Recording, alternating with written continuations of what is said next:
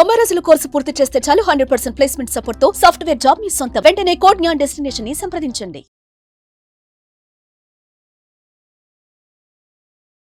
నమస్కారం డాక్టర్ శ్రీయాచి అనంతకృష్ణ స్వామి గారు. నమస్కారం అండి. సబ్జెక్ట్ వెళ్ళే కొద్దీ లోతైనటువంటి విశ్లేషణ ఏదైతే ఉందో ట్రెండ్ మారుతుంది, కానీ మన సబ్జెక్ట్లో కొత్తదనం ఎప్పటికప్పుడు ట్రెండ్ క్రియేట్ చేసేలా చేస్తుంది. Thank you. 25లో కూడా అడుగు పెడుతున్నాము. దాని మీద కూడా వీడియోలు చేసేది ఉంది మనం. ఇప్పుడు దాకా ఎంత అచీవ్ చేశారు, వాళ్ళు ఇప్పుడు ఏం చేస్తున్నారు, అవన్నీ మనం మళ్ళీ నెక్స్ట్ వీడియోలో మాట్లాడదాం. డెఫినెట్గా. సో క్లాసెస్ గురించి కూడా ఎక్కువ మంది అడుగుతున్నారు, ఎప్పుడు ఉండే అవకాశం ఉంటుంది? 26 జనవరి 2025 విశాఖపట్నంలో ఉంటుందండి. అలాగే 2 ఫిబ్రవరి మనకి తిరుపతిలో ఉంటుంది. 16 ఫిబ్రవరి మనకి బెంగళూరులో ఉంటుందండి. అలాగే మనకి 2 మార్చి వచ్చి విజయవాడలో ఉంటుంది. సో ప్రీవియస్ వీడియోలో మీరు చెప్పినటువంటి ఒక మాట నాకు చాలా బాగా నచ్చింది. నేను ఫర్దర్గా కూడా దాన్ని కంటిన్యూ చేస్తాను. అందరూ ఆలోచించడం మానేసిన తర్వాత అక్కడి నుంచి ఆలోచించడం అనేది భిన్నంగా, అక్కడి నుంచే మనం ఎంత భిన్నంగా ఆలోచిస్తున్నాం అనేటువంటి దాని మీద ఒక అవగాహన వస్తుంది. రెండోది, సామూహిక ఆలోచనల అనుకూలత ఏ విధంగా ఉంటుంది అని అంటే ఏదైనా జరగడానికి అవకాశం ఉండేలానే, అంటే మనకు అనుకూలంగా జరిగేటువంటి అవకాశం ఉండేలాగా. రెండు స్లమ్ డాగ్ మిలియనియర్ సినిమాని ఎగ్జాంపుల్ తీసుకుని మరీ చెప్పడం జరిగింది. నాకు చాలా బాగా నచ్చింది. సో ఈ వీడియోలో ఏం చెప్తున్నారు? భిన్నంగా ఆలోచించాలి, అందరూ ఆలోచించిన తర్వాత మీద ఆలోచించడం అంటే మొదలు పెట్టడం అంటే మీనింగ్ ఏంటంటే, నీ సుప్త చేతనాత్మక మనసు ఏదైతుందో అది సైలెంట్గా ఉంటుంది, నిశ్శబ్దంగా ఉంటుంది. ఓకేనా? ఒక సమస్య వచ్చింది, మనం ఇంతకుముందు కూడా వీడియోలో చెప్పుకున్నాం. సుప్త చేతనాత్మక మనసు చేసే అద్భుతాల మీద మనం సబ్జెక్ట్ చెప్పుకున్నాం. దాన్ని 2 ఎపిసోడ్లుగా చేసినాం మనం. రీసెంట్లీ 2 ఎపిసోడ్లుగా చేసినాం దాన్ని.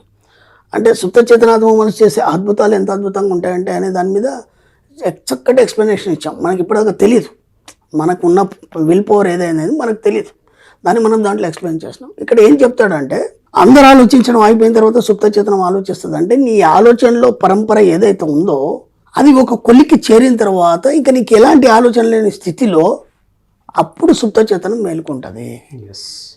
మేలుకొని ఇప్పటిదాకా నువ్వు ఆలోచించిన డస్ట్ ఏదైతుందో దాన్ని తీసి పక్కన పడేస్తుంది. పడేసి ఒక కొత్త వెలుగును వెలిచిపుతుంది. ఆ వెలుగును పట్టుకొని నువ్వు పోతే నీ జీవితం అంతా మొత్తం వెలుగుగా మారిపోతుంది. అది సుప్త చేతనాత్మ చేసే పని. అదే ఇక్కడ మనం చలికాలం వచ్చింది, ఉదయం లేవగానే అందరం కలిసి వాకింగ్కి వెళ్తాం, లేదంటే రన్నింగ్కి వెళ్తాం.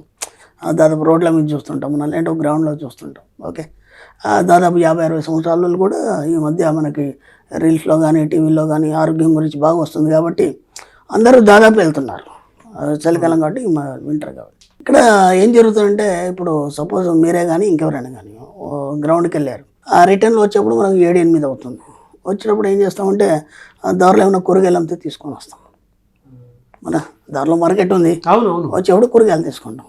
అలాగే ఏం చేస్తాం, ఏమైనా పళ్ళు కానీ లేకపోతే పాల ప్యాకెట్లు కానీ ఇవన్నీ కూడా వచ్చేప్పుడు ఏం చేస్తాం, నడుచుకుంటూ ఊరికి ఏం చేస్తాం అని చెప్పి సరదాగా అందరు కబుర్లు చెప్పుకొని తీసుకొని ఇంటికి వచ్చేస్తారు. ఓకేనా? ఇది సామాన్యంగా జరుగుతుంది. ఇక్కడ మీ జీవితాన్ని ఒకసారి పరిశీలించండి.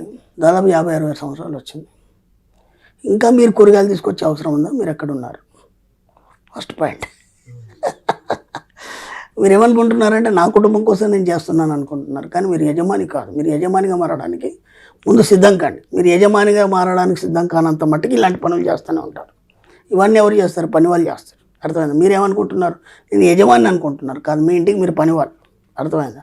ఎందుకు మీరు అలా మారిపోయారంటే, సామాన్యంగా మీరు గ్రౌండ్కి వెళ్ళినప్పుడు ఒక్కళ్ళు వెళ్ళారు, ఇది బాగా గుర్తుంచుకోండి. ఎవరినో ఒకటి ఇంటి పక్కలో వాళ్ళు వెళ్ళి ఒక 4-5 కలిసి వెళ్తారు. ఆ గ్రౌండ్కి వెళ్ళినప్పుడు ఏం మాట్లాడుకుంటారు? ఒక్క విషయం ఆలోచించాడు, ఏం మాట్లాడుకుంటారు మీరు? మీ యొక్క సంసారం విషయాలు లేకపోతే మీ ఫ్యామిలీ విషయాలే మాట్లాడుకుంటారు, లేదా ఆఫీస్లో జరిగే ఆఫీసర్ గొడవలు కావచ్చు, ఎంప్లాయీస్ గొడవలు తప్ప కొత్తగా ఏం మాట్లాడుకోరు మీరు. అవును. ఇదే మనకి ధీరుభాయ్ అంబానీ మొట్టమొదట ఎప్పుడైతే అరబ్ కంట్రీస్కి వెళ్ళి అక్కడ పనిచేస్తున్నప్పుడు ఏమైందంటే, ఇతనితో పాటు చాలామంది కూలీలు వెళ్ళారు. వెళ్ళిన తర్వాత అక్కడ పనిచేసిన తర్వాత ఆ కూలీ అడ్డ ఉంటుంది కదా, అడ్డ మీద ఒక 5 రూపాయల టీ ఉంటుంది. అక్కడ అందరు టీ తాగుకుంటూ అందరూ ఇవే సమస్యలు మాట్లాడుకుంటారు. ఏమని, మా ఇంట్లో ఇంత అప్పు చేసి వచ్చానరా, ఇది ఈ టైంలో కట్టేయాలి, లేకపోతే మా నాన్న ఆరోగ్యం, మళ్ళీ ఇవే ఉంటాయి కదా. అక్కడ టీ తాగుతూ ఇవే మాట్లాడుకుంటారు. అవును. ఇతను అక్కడ టీ తాగేవాడు కాదు.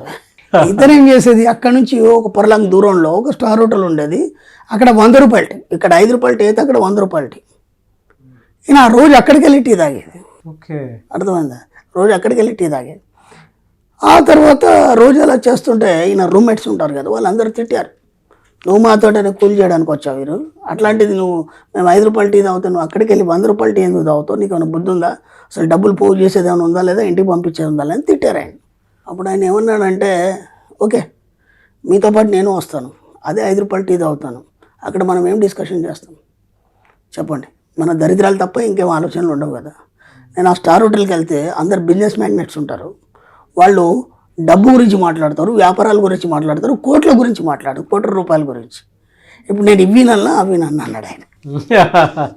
అందుకోసం నేను అక్కడ దాకా వెళ్తాను. 5 రూపాయల కంటే 100 రూపాయలు ఖర్చు పెట్టాను సమస్య కాదు, ఎందుకంటే అవి విని నేను రేపు కోట్ల రూపాయలు నేను సంపాదిస్తాను అన్నాడు, సాధించి చూపించాను. కాబట్టి ఇప్పుడు మీరు వాకింగ్కి వెళ్ళినప్పుడు ఏం మాట్లాడుకుంటారు, నేను ఇంతకుముందు కూడా చెప్పాను, ఓ పెళ్లి పేరెంటాలు కలిసినప్పుడు ఏం మాట్లాడుకుంటారు, ఆడవాళ్ళు అయితే నగల గురించి మాట్లాడుకుంటారు, తర్వాత వాళ్ళ ఇంట్లో విషయాల గురించి మాట్లాడుకుంటారు, మగవాళ్ళ ఆఫీస్ గురించి మాట్లాడుకుంటారు, లేదంటే ఇంకేమైనా మాట్లాడుకుంటారు తప్ప ఒక్కరు కూడా డబ్బు గురించి మాట్లాడే వాళ్ళు లేరు. నువ్వు ఎంత సంపాదించావు, ఈ నెలలో నీకు ఎంత వచ్చింది బెనిఫిట్, ఈసారి ఎందుకు తక్కువ వచ్చింది ఎప్పుడని అడిగారా మీ ఫ్రెండ్ని?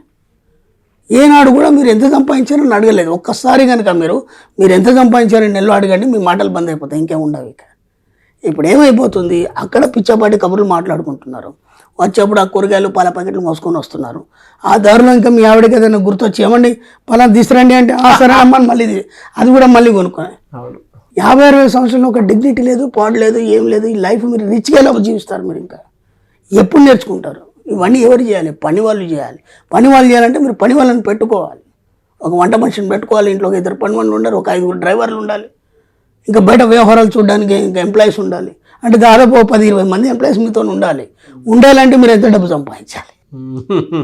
అంటే ఇప్పుడు వీటన్నిటిని ఆలోచించకంటే కేవలం మీరు డబ్బు మీద దృష్టి పెట్టారనుకోండి, ఇవన్నీ ఈజీగా అయిపోతాయి కదా, సమకూరుతాయి. ఇప్పుడు మీకు ఏ డిస్కషన్ ఉండదు. ఇక ఒకవేళ పూర్తిగా సంపూర్ణంగా మీరు డబ్బును ఎప్పుడైతే సంపాదిస్తారో మీ కూరగాయలు తెచ్చే పని ఉండదు, అర్థమైందా? ఓసోని కబుర్లు చెప్పే పని ఉండదు. మీకు మీరు హాయిగా రిచ్గా ఒక లగ్జరియస్ రూమ్లో, మీకంటే ఒక సపరేట్ రూమ్లో ఇంకా గొప్పగా ఆలోచించడానికి అవకాశం వచ్చే ఆలోచనలతో మీరు కూడా ఉంటారు. కాబట్టి ఇంకా ధనవంతులు అయ్యే అవకాశం ఉంది. కాబట్టి నేను కూరగాయలు తీయమని తేవద్దని కానీ, లేకపోతే పాల ప్యాకెట్లు తేవద్దని చెప్పట్లేదు. ఇకనైనా ఆలోచించండి, మీరు ఎక్కడున్నారు? పాల ప్యాకెట్లు కూరగాయలు మోసే స్థాయిలో ఉన్నారా? మీరు హాయిగా ఒక లగ్జరీ కార్లో తిరుగుతూ ఫోన్లో ఆర్డర్ చేసే యజమానిగా మారాలనుకుంటున్నారా? మీరేమనుకుంటారు, నా ఇంటికి యజమాని నేనే అనుకుంటున్నారు? కాదు, మీరు యజమాని ఎప్పుడు మారుతారంటే ఇదాన్ని మళ్ళీ వినండి, అప్పుడు యజమానిగా మారుతారు. సారీ ఎవరినైనా ఇబ్బంది పెట్టుంటే, ఇట్స్ ఫ్యాక్ట్. ఎందుకంటే పెద్దవాళ్ళు ఉంటారు, ఇప్పుడు వాళ్ళకు కూడా రాని ఆలోచన, ఏదో నాకు వచ్చింది, వాళ్ళని హర్ట్ చేసినట్టుంటైతే నన్ను క్షమించాలి. థ్యాంక్ యూ అండి, thank you so much doctor. Thank you.